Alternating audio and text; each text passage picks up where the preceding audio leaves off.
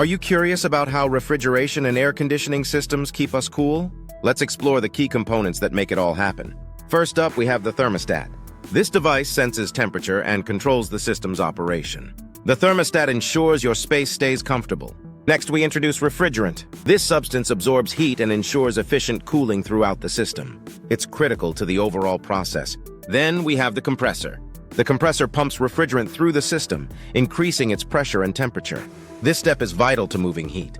Following the compressor, we find the condenser.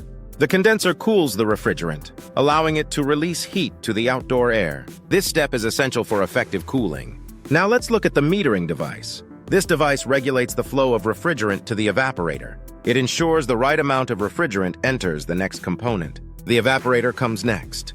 Here, the refrigerant absorbs heat from the indoor air, cooling your space. This is where the magic of air conditioning truly happens. Now we discuss the blower. This component circulates air throughout your indoor space, providing comfort. It moves the cooled air from the evaporator to your living areas.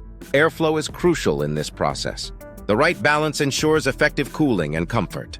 Without proper airflow, the system can't perform efficiently. Lastly, we touch on condensation. This occurs when warm air meets cold surfaces, leading to moisture being released. It's a natural part of the cooling process.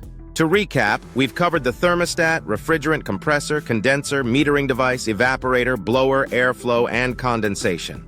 Each part plays a crucial role in refrigeration and air conditioning. Want to learn more about maintaining your system or how to troubleshoot issues? Check out more resources and keep your home comfortable year-round.